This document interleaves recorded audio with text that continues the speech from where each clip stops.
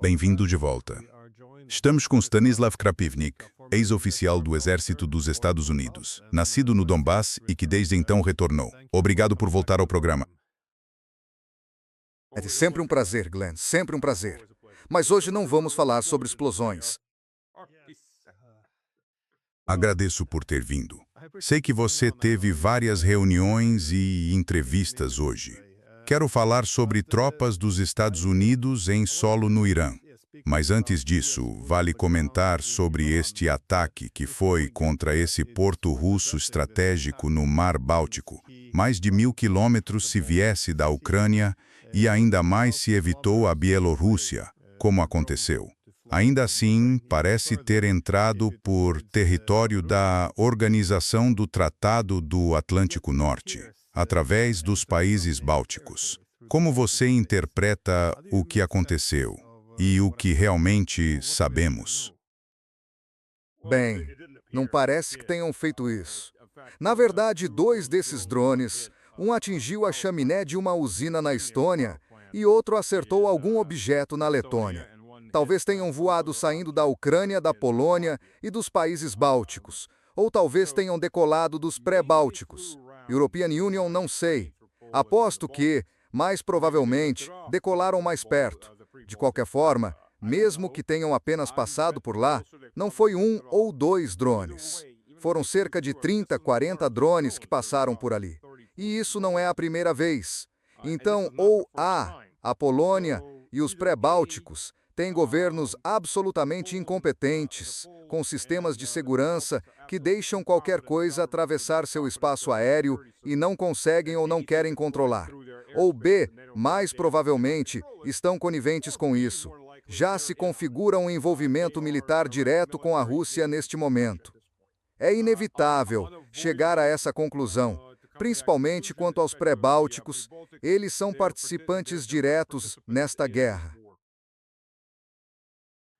Bem, vemos que nas últimas semanas ou meses, a Organização do Tratado do Atlântico Norte mais ou menos definiu o objetivo de pressionar a Rússia. Para isso, eles também foram bem explícitos, ou seja, atacar a economia russa, especialmente o setor de energia. Estão discutindo apreender navios, confiscar petróleo é a nova proposta. Mas ataques vindos de territórios da Organização do Tratado do Atlântico Norte, como isso afeta a pressão sobre o Kremlin para mudar de tática? Porque há preocupação de que cada vez mais se ultrapassem limites, se não são linhas vermelhas, estão sendo cruzados limites. Quer dizer, em qualquer guerra por procuração, existem regras informais sobre o que cada lado deve fazer. E parece que todas essas regras foram jogadas fora. Bem, isso não é a primeira vez que acontece, sejamos honestos. Há 5 meses, no centro da Estônia, um drone caiu e explodiu, e os estonianos tentaram abafar o caso. A internet ficou cheia de fotos que vazaram da cratera no solo onde o drone caiu. Ele carregava uma quantidade considerável de explosivos e restos daquele drone. O ataque à base aérea de Pskov não veio da Ucrânia.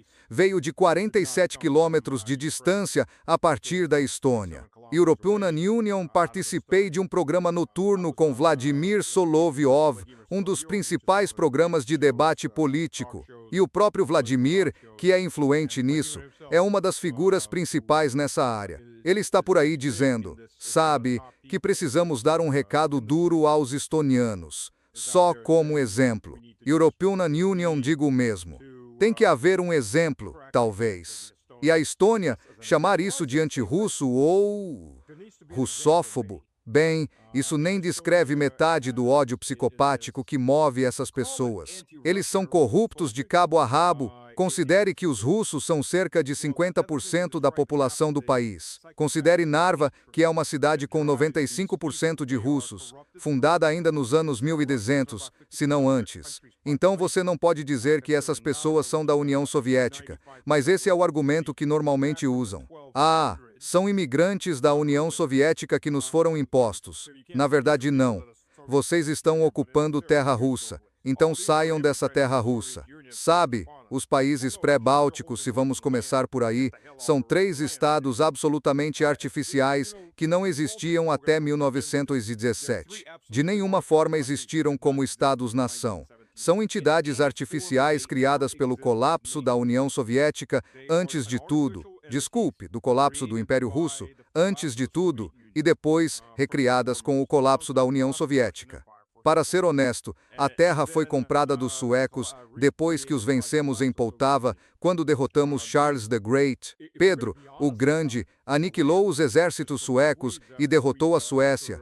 Mas para tornar a derrota mais fácil de engolir, ele pagou pela terra que a Rússia conquistou dos suecos. E essa compra, aliás, não menciona a população. A terra foi transferida como um pedaço de imóvel nessas áreas para a Rússia. Portanto, se formos por esse caminho, vocês podem ficar aqui se quiserem. Ou podem ir embora, mas a terra pertence à Rússia por compra à Suécia, se vamos seguir essa linha. Mas Narva, como cidade, é absolutamente russa. É da fase inicial da Idade Média. Foi fundada e criada por russos. Então, quase 50% da população da Estônia é tratada, na melhor das hipóteses, como não cidadãos de terceira classe, porque não lhes é permitido ser cidadãos de qualquer tipo, nem sequer cidadãos de segunda classe. Eles carregam um passaporte especial. E agora existe essa mesma entidade nazista que faz desfiles anuais em homenagem à Schutzstaffel, a organização paramilitar nazista, patrocinado pelo governo, com administradores estatais saindo e falando sobre isso. Aquele que prende qualquer um que não siga a linha do partido. Essa entidade nazista de Estado policial, que agora está lançando ou permitindo que seu espaço aéreo seja usado para ataques diretos de drones, não só contra alvos militares, mas também contra a infraestrutura civil. Acho que é hora de a liderança desse país pagar o preço que mais do que merece. E veja, a dissuasão precisa ser restabelecida. Pau como a ser uma terceira pirchoudera 7. Portanto, acho que um país como a Estónia é o alvo principal para redefinir a dissuasão. Porque o que eles esperam é que, aconteça o que acontecer, a Rússia apenas ataque os ucranianos. E não seremos nós, será só quem lá embaixo. Eles apenas vão matar umas quantas pessoas lá, e nós vamos poder fazer o que quisermos. Mas mais cedo ou mais tarde isso volta para casa. E a European Union acho que estamos nesse ponto.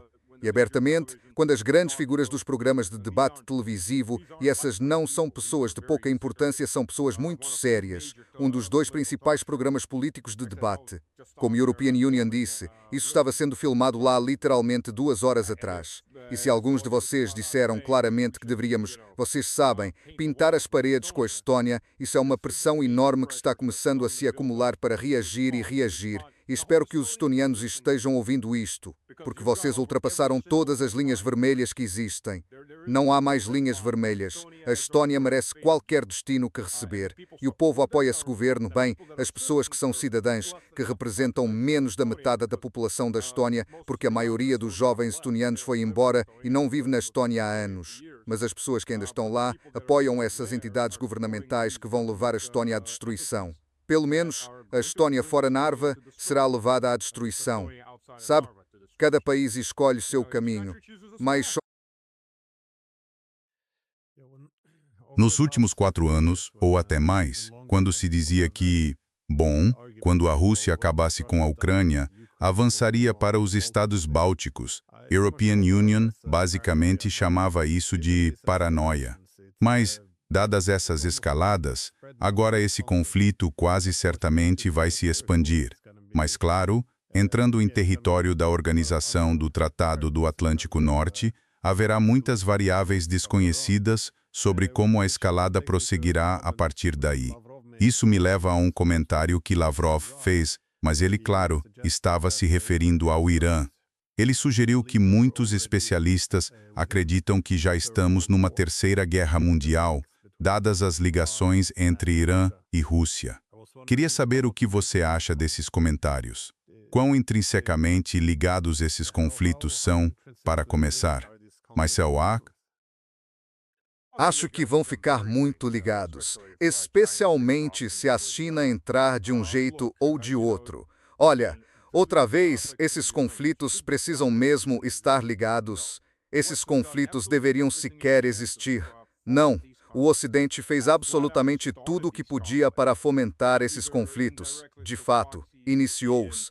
Seja indiretamente por intermediários na Ucrânia, seja diretamente com um ataque ilegal e assassinato em massa de civis, primeiro no Irã, agora também no Iraque, e antes disso, não vou apenas citar o Iêmen, mas poderíamos contar aquilo como um conflito separado.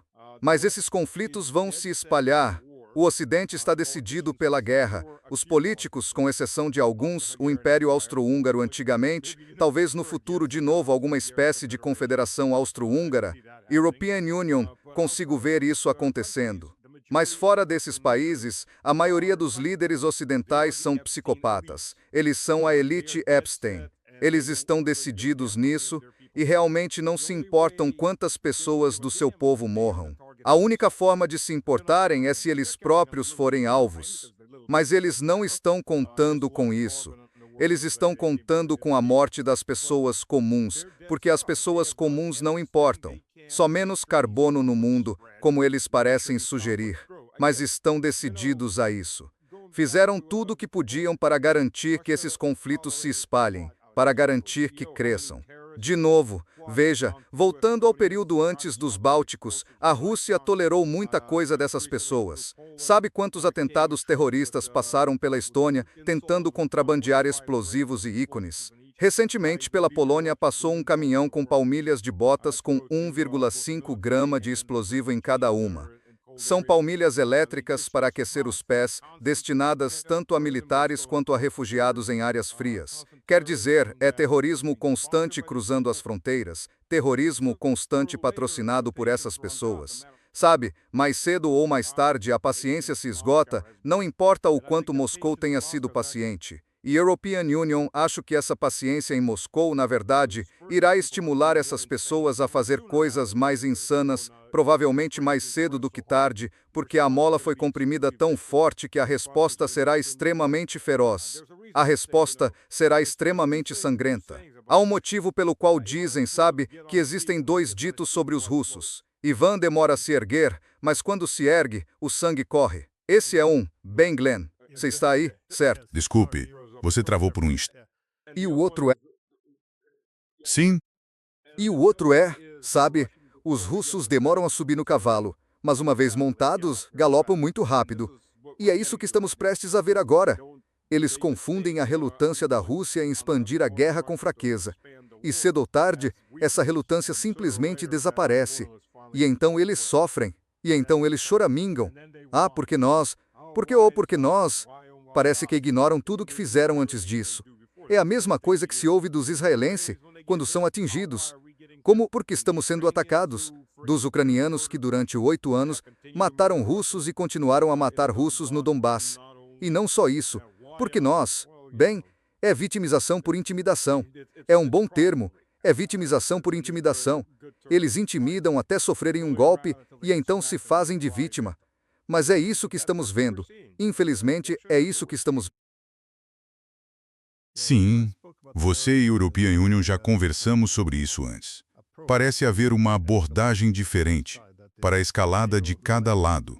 A Organização do Tratado do Atlântico Norte prefere essas táticas de salame, escaladas graduais, enquanto a Rússia tende a esperar e depois partir para respostas maciças, que frequentemente, sim, do lado da Organização do Tratado do Atlântico Norte isso resulta em erros de cálculo ou até em delírio sobre essa dominância da escalada, sobre o quanto conseguem elevar ou reduzir as tensões. No entanto, a guerra na Ucrânia também levou o Ocidente a se afastar cada vez mais da energia russa. Isso provocou um choque nos mercados internacionais de energia e na economia. Mas parece nada perto do que vem agora, diante da guerra no Oriente Médio. Como você vê isso? Porque mesmo se a guerra acabasse hoje, o que não vai acontecer, as repercussões das interrupções de energia e na produção de fertilizantes vão nos acompanhar por bastante tempo.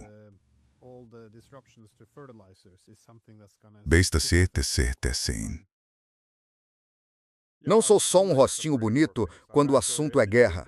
Na verdade, trabalhei com gestão da cadeia de suprimentos. Como diretor de gestão da cadeia de suprimentos, trabalhei no Camarões e na Halliburton. Na Halliburton, fui diretor regional de gestão da cadeia de suprimentos para a Eurásia.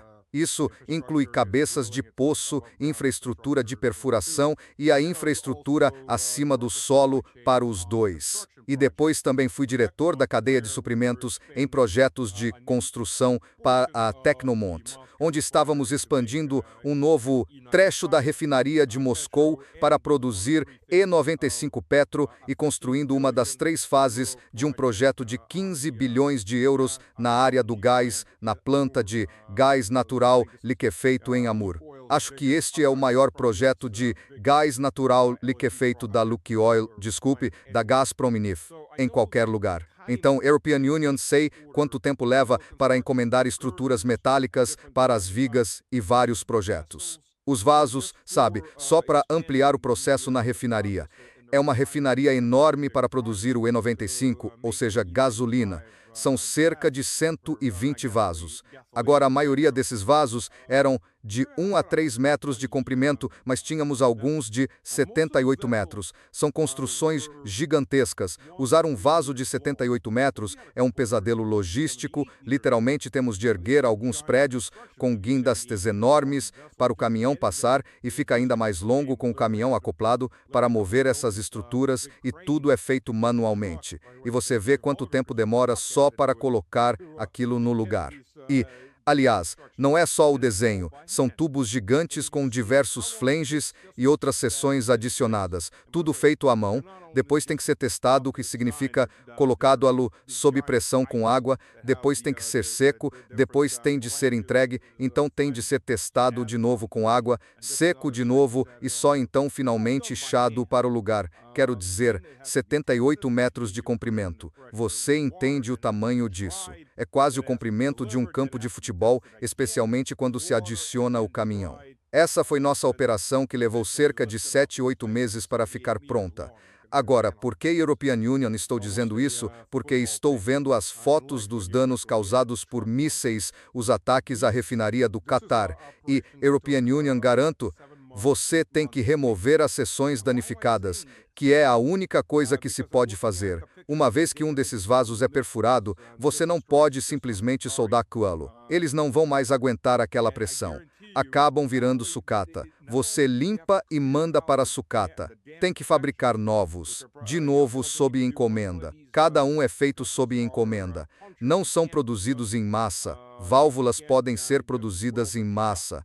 Até certo ponto, elas são produzidas em massa, tanto para projetos quanto para estocar e vender. Mas ninguém calcula uma escala de produção. Vamos ter que reconstruir uma dúzia de refinarias ao mesmo tempo, reconstruir tudo isso. Não, ninguém fabrica tantos tipos de válvulas assim. Isso é outra coisa que simplesmente não vai estar em estoque para dar conta. Então tem de produzir. Só para conseguir aço, para você ter uma ideia, tirar aço de uma siderúrgica, caris, você é consto uma é só somá-lo, até e nas ou para is.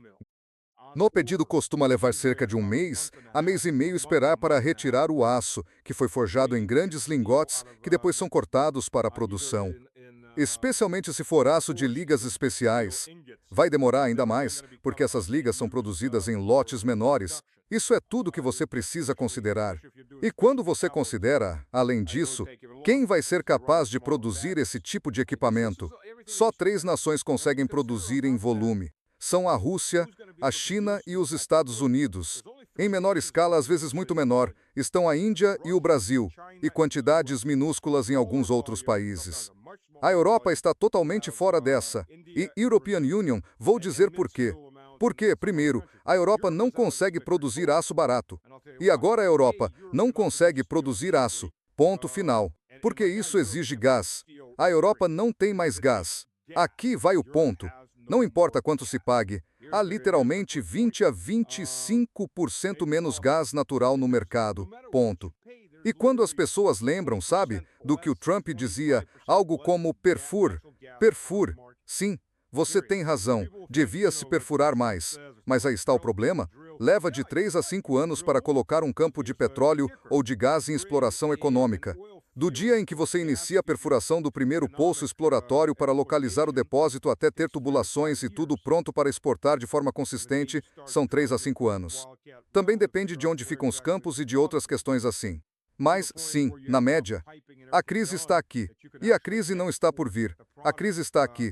A segunda onda desse tsunami está a caminho. Isso é fome. É o colapso da sociedade por fome. Isso vai acontecer. Isso vem por volta do meio do verão, quando os preços dos alimentos vão explodir, se não antes. Agora é o combustível. Mas quero dizer, veja o que estamos vendo. Comece pelo combustível. Já é época de plantio no sul da Europa. Em 2 semanas começa o plantio no norte da Europa. Talvez em 3 semanas, se aparecer uma frente fria de repente. De qualquer jeito, abril já está aí. Sabe, abril já está chegando. O que você precisa na época de plantio, além de fertilizante? E European Union, nem estou falando só do fertilizante. É preciso muito diesel. Quando você tem 100 acres, você não vai pegar a sua vaca ou o seu touro e arar 100 acres. É uma área imensa. Pequenas fazendas familiares conseguem arar umas poucas acres, 2, uma dúzia de acres mais ou menos. Mas você tem centenas de acres. Então, numa fazenda maior, fisicamente você não consegue fazer isso. É preciso tratores. É assim que surgiu a agricultura moderna. Não tem gente suficiente trabalhando na fazenda, não tem animais de trabalho suficientes, não há arados suficientes desses modelos, se ainda se encontra esse tipo de arado. Então o que você precisa? Você precisa de diesel. É preciso diesel, relativamente barato em grande volume, e por isso a Rússia proibiu a exportação de diesel até o fim da época de plantio, mais ou menos em maio, meados de maio. E provavelmente isso vai durar mais do que isso, dadas as circunstâncias mundiais. Logo de cara, você não consegue plantar tudo o que quer se não tiver diesel. Desculpe, mas não funciona assim. E aí vem a questão dos fertilizantes. A Rússia produz 40% do fertilizante químico do mundo. O Catar produzia 30% do fertilizante químico mundial. Adivinha do que a Europa não produz nenhuma onça, porque o gás está caro demais. O potássio está caro demais. A Europa já não produz fertilizantes. Na verdade, os Estados Unidos não produzem fertilizante suficiente. No ano passado, os Estados Unidos compraram $500 milhão, ou 560 milhões de dólares, em fertilizante russo. Este ano, provavelmente mais perto de 1 bilhão, considerando tudo, porque o mercado está muito mais apertado. A Europa não vai receber isso. Primeiro, porque a Europa perdeu o Catar, e segundo, porque a Europa se isolou. E terceiro, porque a Rússia, aliás, não está muito interessada na Europa nem em fazer negócios com ela, para começar. São exatamente os países que enviam equipamento, dinheiro e mercenários psicopatas para a Ucrânia para matar a Rússia, cujos políticos não param de falar do mal da Rússia e dizem que temos de destruir ela. A Rússia ouve isso. Mas agora você está diante de uma crise absoluta. Comida, sabe? Um amigo meu é professor de ciência política no norte da Itália. 4 meses atrás, European Union, falei com ele e ele me disse que as famílias de baixa renda na Itália não conseguem se sustentar na 4ª semana. O dinheiro acabou. Elas já têm dificuldade para alimentar a si mesmas e suas famílias na 4ª semana. Agora, o que acontece quando os preços dos alimentos disparam? Surge a fome por classes, as classes mais baixas passam fome. Pode não ser a nação inteira passando fome, mas as classes baixas e a baixa classe média começam a passar fome de verdade, literalmente, não só pular refeições. Esse é o ponto da fome literal. E por cima disso, depois, virá a terceira onda, que é o inverno. Há um bom ditado russo: o inverno não fica além das montanhas. Sabe, o inverno está sempre na sua cabeça. A primavera chega e você já começa a se preparar para o inverno. E quando esse inverno chegar e não houver gás, porque, na minha opinião, vai levar 1 ano e meio a 2 anos só para colocar os campos de gás do Catar em funcionamento. E isso, aliás, desculpe, estou meio que desabafando. Quando o European Union falava da infraestrutura e das estruturas de aço para sustentar tudo isso, European Union nem estava falando das cabeças de poço. Se as cabeças de poço estiverem danificadas, acima da cabeça de poço há árvore de Natal, ou o que alguns chamam de fountain, dependendo de onde você esteja, que ainda pode ser substituída. Mas as válvulas e subcomponentes, embora fabricados em maior escala, são projetados individualmente para cada caso. Mas ok, isso pode ser substituído. Mas se o próprio poço estiver danificado, se houver tubulação quebrada ou pedaços caídos no poço, eles têm de ser resgatados, geralmente com ímãs, ou você perfura ao redor e os agarra para puxar para fora. Depois é preciso colocar nova tubulação. É preciso cimentar essa tubulação. Tudo isso leva tempo. Se o poço estiver seriamente danificado, você o tampa e tem de perfurar um poço novo. E aí estamos falando de meses e meses a mais para concluir tudo isso, dependendo da extensão dos danos. Então, literalmente porque a European Union só tem as fotos de satélite, as imagens de drones em alta altitude e os vídeos dos incêndios para basear isso. Na minha opinião, isso significa um atraso de 1 ano e meio a 2 anos antes de qualquer coisa voltar a operar. E depois há a questão de quanto isso danificou a produção de fertilizantes. Porque, aliás, muitas vezes extraem amônia do gás que vem junto com o gás natural. Mas há outra etapa nisso. É o fator humano. É preciso trazer trabalhadores, trazer mão de obra altamente qualificada, engenheiros. Muita gente não vai voltar porque não quer retornar a uma possível zona de guerra. Aí vem o problema. Se as estações de dessalinização forem destruídas, as pessoas não vão retornar porque não conseguem sobreviver naquele ambiente sem água. E toda aquela região depende dessas estações de dessalinização. No Catar e no Bahrein, quase 100% da água potável vem de estações de dessalinização. Começa a ficar claro que esse processo tem muitas partes móveis, e todas elas agora estão desajustadas. Portanto, isso pode ser um problema de longo prazo que dure vários anos, se não 5 ou 6 anos. E há outro ponto a considerar, e European Union, não sei. Vamos ver no que vai dar. É preciso considerar que muitos desses países artificiais do Golfo, esses países árabes do Golfo do Sul, são mais parecidos com uma empresa administrada por uma única família do que com nações de fato. Então a pergunta para esses xeiques é: eles tiraram dali trilhões, mas agora vão precisar desses trilhões para reconstruir tudo. Quer dizer, estamos falando de investimentos massivos em limpeza e reconstrução, dependendo, claro, da extensão dos danos. Isso pode levar 3, 4, 5 anos de investimento sem entrada de dinheiro, porque não há gás nem petróleo saindo. Eles vão fazer isso ou vão abandonar o barco, ficar no país em que estão agora com os trilhões ou bilhões que tiraram desses ativos e simplesmente esquecer esses países, pseudo-países. São muitos fatores em jogo. E o fato de os danos não terem terminado, a gente não sabe para onde esse conflito vai a seguir. Se os americanos, neste fim de semana ou no começo da semana que vem, atacarem a infraestrutura energética do Irã do jeito que o Donald Trump ameaçava, pode levar cerca de uma década para que algo seja totalmente reconstruído e volte a funcionar.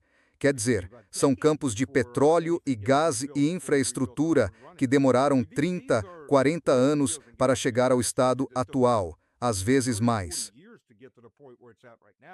Tudo isso pode ser destruído num curto período de tempo. Quando você se refere aos estados do Golfo como corporações que se passam por nações, não é exagero. Se olhar para países como o Catar, European Union acho que apenas 10 a 15% da população são catarianos. Os outros 85 a 90% são apenas estrangeiros. Então é só petróleo no deserto e eles constroem imóveis ao redor. Eles desenvolvem ali os mercados de energia. E o problema é que, se as coisas começarem a dar errado, como as pessoas vão embora, tudo fica muito difícil. E não são só as questões técnicas de que você falou. Se o objetivo do Irã agora é expulsar as bases americanas, e se os estados do Golfo se recusarem a se desvincular dos Estados Unidos, então eles basicamente atacarão a sobrevivência desses países. Como você disse, há muitas formas. Atacar uma usina de dessalinização e não haverá mais água. Novamente, é um deserto. Se os trabalhadores começarem a fugir, então o país inteiro para. É impressionante o quanto da economia global depende desses estados corporativos. É realmente inacreditável. Mas isso também levanta uma questão. Como você vê Como você vê a organização do Tratado do Atlântico Norte, ou desculpe, a Rússia, se envolvendo com o Irã aqui? Porque imagino que muita gente se pergunte, depois de, você sabe, passar os últimos anos vendo a organização do Tratado do Atlântico Norte usar a Ucrânia como um proxy contra a Rússia. Parece que a Rússia poderia acabar numa posição parecida, isto é, se entregar alguns mísseis. Não sei se o Irã precisa deles ou apenas de dados de direcionamento. Você vê a possibilidade disso acontecer, ou isso depende do quanto os europeus se envolverem na guerra com o Irã? Olha, a Rússia já está envolvida. Vamos ser realistas. Não é uma questão de se a Rússia vai fornecer informações de direcionamento. Ela já está fornecendo informações de direcionamento. E a China também está fornecendo informações de direcionamento. E a China agora está entrando nisso. O que você disse não se aplica à Rússia, porque a Rússia já estava lá desde o primeiro dia. Os chineses estão começando a olhar para isso. Eles são mercantilistas. Não, quer dizer, sempre foram. Eles não têm uma cultura militar. Nunca tiveram. São mais uma cultura de comerciantes. Eles gostam de negociar. Não se interessam por conquistas militares. Foram conquistados muitas vezes e simplesmente assimilaram essas pessoas e seguiram com os negócios. Mas agora estão olhando e pensando, acho que os iranianos vão vencer e sucesso gera mais sucesso. E agora pensam, bem, podemos investir nisso. Talvez possamos impulsionar isso. A Rússia esteve lá desde o primeiro dia. Houve denúncias já no segundo dia sobre os drones iranianos ao abri-los. Viram chips russos nos computadores, inscrições em cirílico, nomes de empresas, tudo. A Rússia, European Union, não vou afirmar isso de forma categórica, mas levam um ano e meio para treinar um piloto de MiG-29 ou Su-35. Não 4 meses, nem 5 meses. Leva um ano para treinar um oficial para controlar e comandar o bloco de comando do S-400.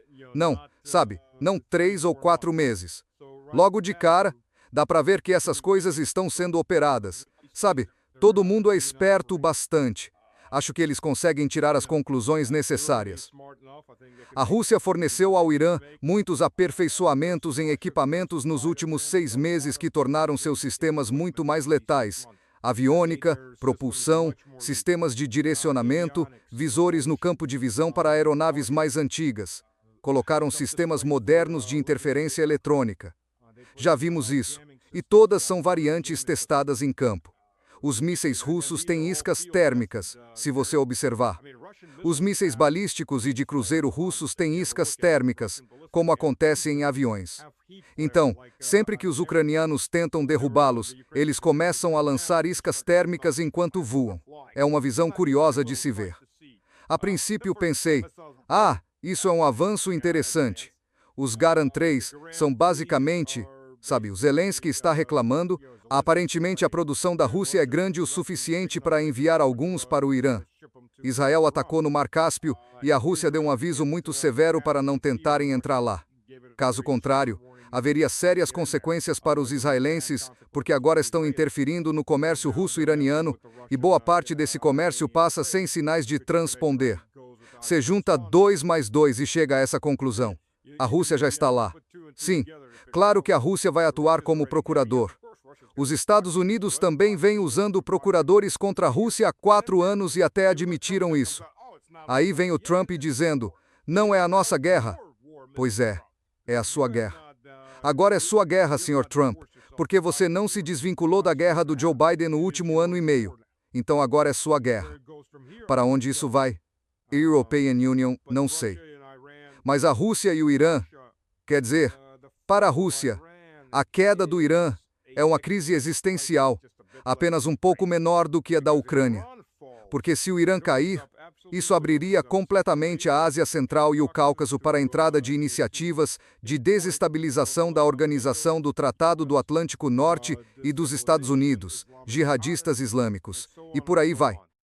Isso ameaçaria diretamente as fronteiras da Rússia e sua integridade, especialmente ao longo da fronteira com o Cazaquistão, que tem 3.000 quilômetros. E de jeito nenhum a Rússia vai tolerar isso. Eles vão lutar até o último iraniano e até o último russo se for preciso. E os Estados Unidos não vão vencer ali. Na verdade, todo mundo espera que os Estados Unidos enviem forças terrestres para que o massacre comece. Quer dizer, os iranianos disseram isso claramente. Houve uma entrevista com European Union, nunca lembro o nome do sujeito, o ministro das Relações Exteriores do Irã. Não sei se você lembra o nome dele. European Union, sempre esqueço o nome dele. Vejo o rosto dele, mas sou péssimo com nomes. Sem ofensa para ninguém no Irã. Eles disseram: vocês não estão preocupados com a forma como os americanos estão chegando? Eles vão mandar forças terrestres. Estamos esperando por eles. Isso é literalmente isso. Estamos esperando por ele. Venham até nós, por favor, para que possamos começar a destruí-los com as nossas próprias mãos. Bem, não literalmente com as nossas mãos. Talvez com as nossas mãos. Mas, quer dizer, eles estão preparados. Eles estão esperando. É uma fortaleza. O Irã é gigantesco. É a maior fortaleza do mundo. É só olhar o mapa. Veja o mapa de relevo. Se você não entende que isso é uma fortaleza enorme, que as forças militares dos Estados Unidos são absolutamente incapazes de conquistar, talvez tomem algumas ilhas e então fiquem sendo atacadas por drones e mísseis sem parar, dia e noite, com as baixas aumentando. Claro, eles poderiam fazer isso. Mas algo significativo? Vamos marchar e atacar o Irã. Sério? Sério? Tem que olhar no mapa onde fica Teherã, quantos quilômetros de montanhas você teria que atravessar a pé. Boa sorte aí. Isso não é um filme de Hollywood. Isso é a vida real. E esse é justamente o ponto. Primeiro, o esforço logístico seria extremo e os Estados Unidos simplesmente não têm a capacidade física para isso. Não é uma potência terrestre, é uma potência naval e aérea, não é uma potência terrestre. O exército dos Estados Unidos, mais os fuzileiros navais, tem cerca de 550 mil homens, mas isso não significa tropas de combate. Há talvez uns 120 mil combatentes, isso contando a Guarda Nacional e os reservistas. O resto é o que a gente chama de pessoal de apoio. É apoio de combate, inteligência, engenheiros, polícia militar e apoio de serviços de combate, que é tudo aquilo que, 100 ou 120 anos atrás, não era considerado parte do exército, mas agora é. Os motoristas, os mecânicos, os cozinheiros, o pessoal financeiro, os médicos. Se você pega os livros de história, quando diziam fulano trouxe um exército de 100 mil homens, você imaginava lanceiros, homens com lanças, espadas, infantaria de algum tipo, mosqueteiros, cavalaria e artilharia ou catapultas. Depende da época que você estiver lendo. Mas todos eram soldados de combate. Mas hoje um exército não é só soldados de combate, porque cada exército vinha com uma longa retaguarda de civis ou civis contratados. Eram as pessoas que traziam suprimentos, consertavam armaduras danificadas ou reparavam mosquetes e fuzis, porque os exércitos sempre viajavam com esse grande comboio. Aliás, vinham as prostitutas e as esposas para lavar as roupas. Quer dizer, essa retaguarda humana inteira. Napoleão também levou a mesma coisa para Moscou. Atrás do seu exército vinha um gigantesco comboio humano que fazia todos os trabalhos necessários para manter o exército em campanha. Hoje, isso tudo é considerado. É tudo parte das Forças Armadas. São empregos militares. Mas, de novo, são militares, só que não são soldados de combate. Tem treinamento mínimo, se é que tem, para o combate. Vão ao stand uma ou duas vezes, talvez pratiquem baioneta uma ou duas vezes, ensaiam algumas habilidades básicas de infantaria. Eles não lembram disso. Não são bons nisso. Não foram feitos para isso. Mas tudo isso fazia parte do exército dos Estados Unidos. Então quando dizem, nós temos 500 mil de homens, não, vocês não têm. Vocês têm uns 120 mil que podem jogar nesse moedor de carne. Há mais de 1,5 milhão de iranianos esperando vingança, no próprio território deles, e esses são combatentes de verdade.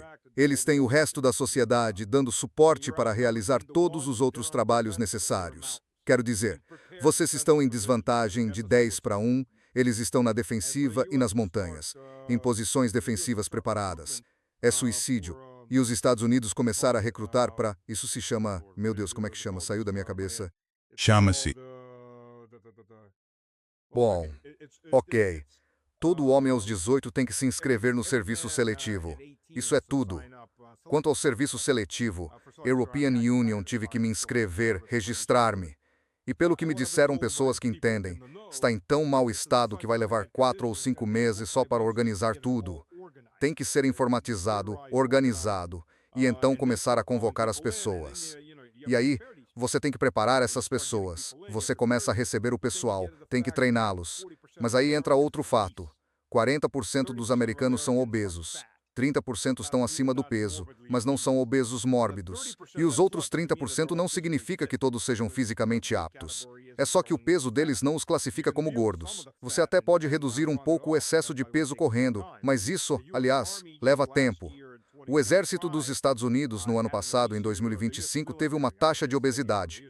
As Forças Armadas dos Estados Unidos, não vou falar só do exército, tiveram uma taxa de obesidade em torno de 22 a 23%. Quando servi, saindo em 2004, fui embora em 18 de julho de 2004. Para ser mais exato, não havia uma taxa de obesidade de 1%. Isso não era tolerado. Mas agora, quando o recrutamento caiu tanto porque mandaram pessoas 6, 7 rotações ou 6, 7 anos para o Iraque, para o Afeganistão e lugares assim, vocês esgotaram o material humano e esse pessoal voltou para casa dizendo: não entrem nas Forças Armadas, não vale a pena, não conseguem arranjar gente suficiente, então começam a baixar os padrões. E eles vão caindo, e agora tem uma taxa de obesidade de 23%, 22%, 23%, é insano. Então, a cada 4 soldados, se correrem apenas 10 metros, podem desabar com um ataque cardíaco. Quer dizer, é só olhar para algumas dessas pessoas. Quer dizer, quando Trump convocou a Guarda Nacional do Texas, ficou bem evidente, estavam todos gordos. E eram soldados de infantaria. E eles apareciam assim, enormes. E você olha para nós e pensa, o que é que ele vai fazer? Servir de alvo para as balas se as coisas correrem mal. Ele é um alvo grande. Não está apto para o combate. Você olha para esses caras a sério, a única coisa que esses caras conseguem fazer em combate é devorar. Pois. Posso dizer coisas duras, mas essa é a realidade do combate. O combate é cruel. É o ato mais cruel que um ser humano pode infligir ao outro. É abrir-lhes o ventre ou explodir-lhes a cabeça. Mas é isso mesmo. E, literalmente, se você não estiver em forma, não sobrevive, pode nem sobreviver mesmo estando em forma. Há uma enorme dose de sorte envolvida se um estilhaço atravessa a sua cabeça, acerta do seu camarada ou simplesmente erra os dois. Mas se você não estiver em forma para aguentar esse tipo de pressão, simplesmente morre. Quer dizer, é isso mesmo. Essa é a realidade. E isto é o que acontece nas Forças Armadas dos Estados Unidos neste momento. Quer dizer, sendo absolutamente brutalmente honesto. E este é o exército que o Trump... Aliás, nenhum general diz nada contra porque todos querem a carreira milionária depois.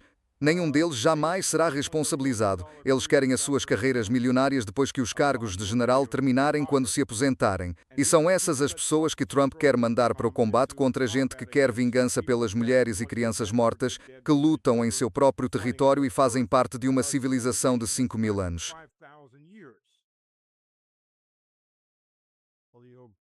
Acho que quando você chama o Irã de fortaleza, é uma descrição muito boa porque as pessoas às vezes esquecem que o país é quase 4 vezes maior que o Iraque.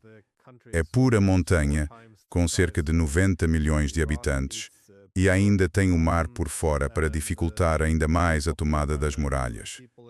Por isso, acho que é por isso que o ministro dos Negócios Estrangeiros fez esse ponto. Sim, por favor, mandem as tropas. Quanto mais perto vierem, mais fácil será neutralizá-las. Mas, enquanto os Estados Unidos estão a enviar, digamos, uns poucos milhares de soldados, fica a pergunta, para que é que eles servem exatamente? E a ilha de Karg parece demasiado problemática, demasiado difícil, a menos que sejam enviados a partir da Arábia Saudita. Mas mesmo assim, seriam alvos fáceis. Mas a European Union estava a pensar, se o Trump realmente quer abrir o Estreito de Hormuz e arriscar muito com isso, há também estas ilhas, especialmente 3 ilhas perto do Estreito de Hormuz. São Abu Musa, depois as Tumb Maior e Menor. É interessante porque são reivindicadas pelos Emirados Árabes Unidos desde que o Irã as tomou em 1971. E de repente vemos os Emirados Árabes Unidos a dizer: podemos entrar na luta contra o Irã, dado que são tão... Sim, European Union sei. Com que exército? Mas de onde vem esse entusiasmo? Parece simplesmente... Pode ser uma troca, se os Estados Unidos estiverem prometendo devolver essas ilhas a eles. Ou seja, os Estados Unidos ganham controle sobre o Estreito de Hormuz, ou pelo menos mais controle, enquanto os Emirados Árabes Unidos recuperam suas antigas ilhas.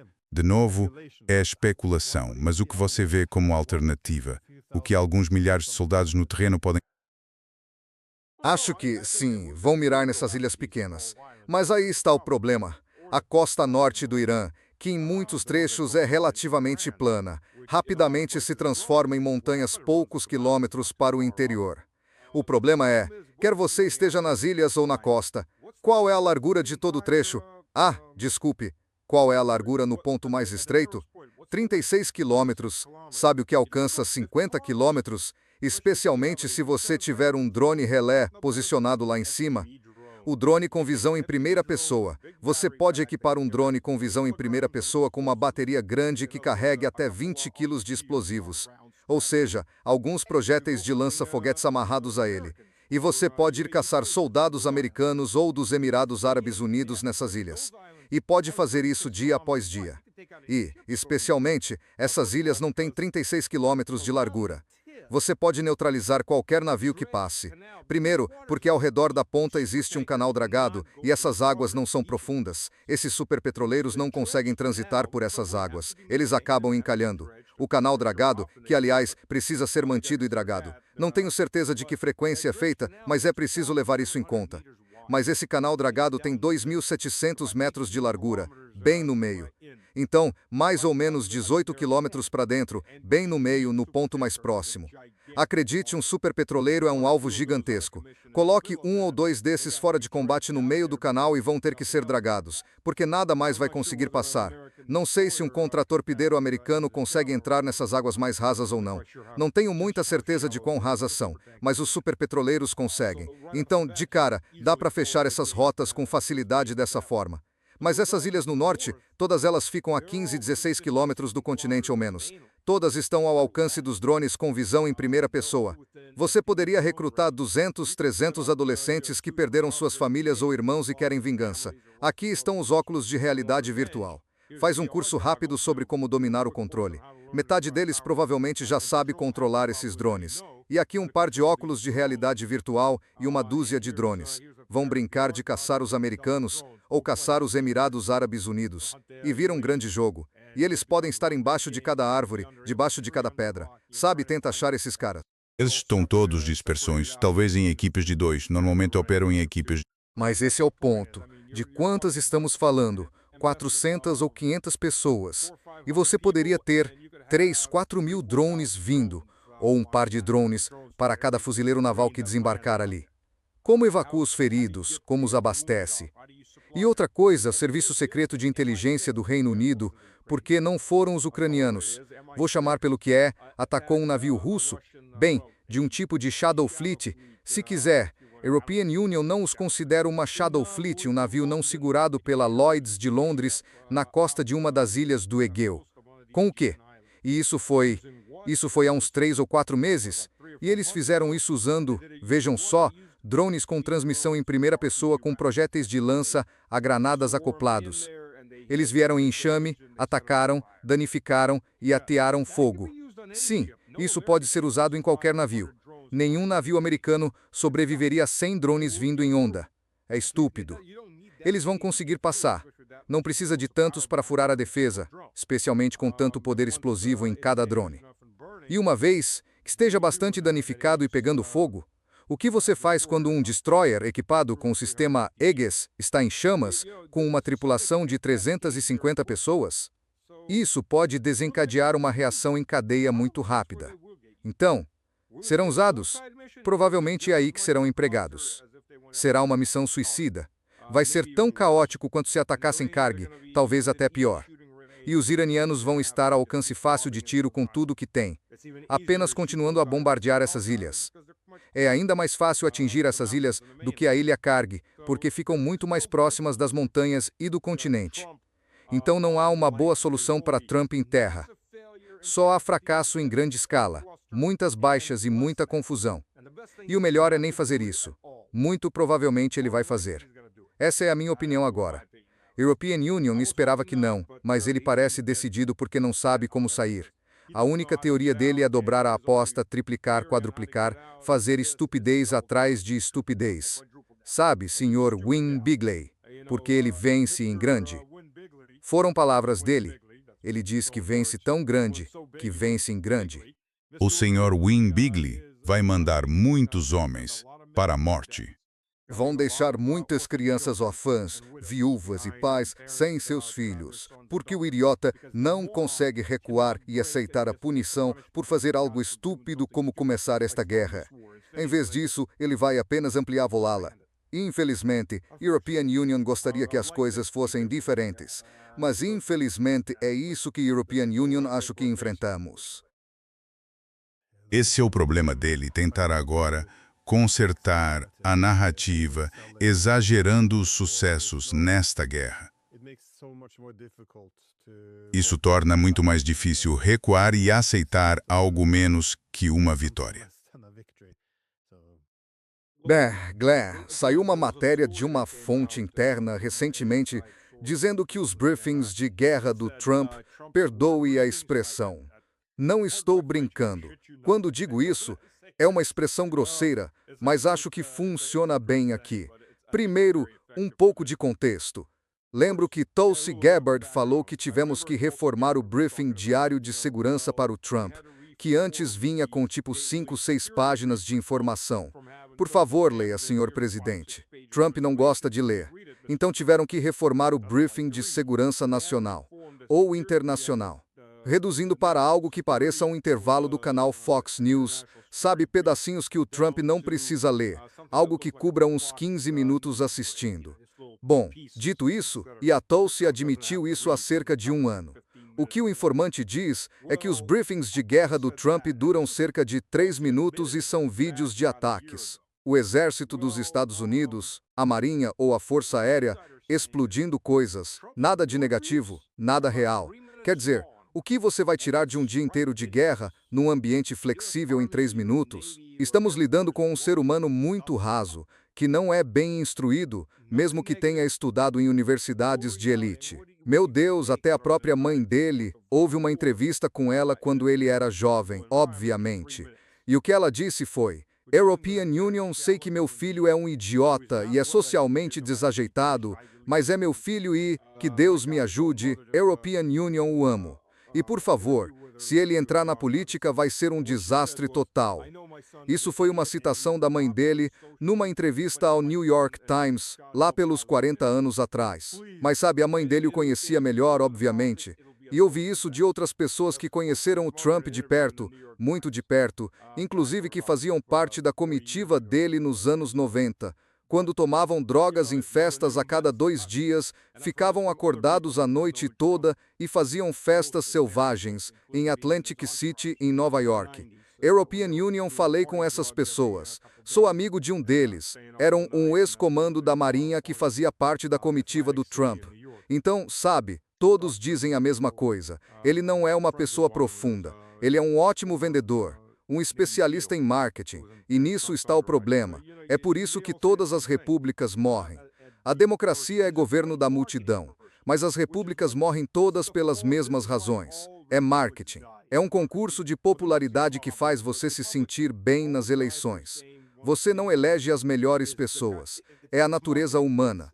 Você acaba com o cara que se vende melhor que o outro. Ele pode ser denso como um tijolo, enquanto o outro é um gênio que te salvaria. Ah, mas ele não é tão popular. É um concurso de popularidade. E aí o Trump venceu o concurso de popularidade. Ele é um mestre do marketing, mas não vai muito além disso. E quando você chega à Casa Branca, ao Kremlin ou a qualquer outro lugar, aí tem que começar a trabalhar. E se tudo o que essa pessoa tem, no caso o Trump e muitos líderes da União Europeia, vemos a mesma coisa, é saber fazer campanha e se vender bem, não há nada por trás. Nenhuma base de conhecimento, nenhuma seriedade, nenhum conceito de para onde querem ir. Você recebe a mensagem que te passam. Bom, o briefing dele consiste em vídeos mostrando explosões. Isso pode explicar a confiança dele, porque as coisas parecem estar indo melhor do que realmente estão. Enfim, muito obrigado por ter dedicado seu tempo.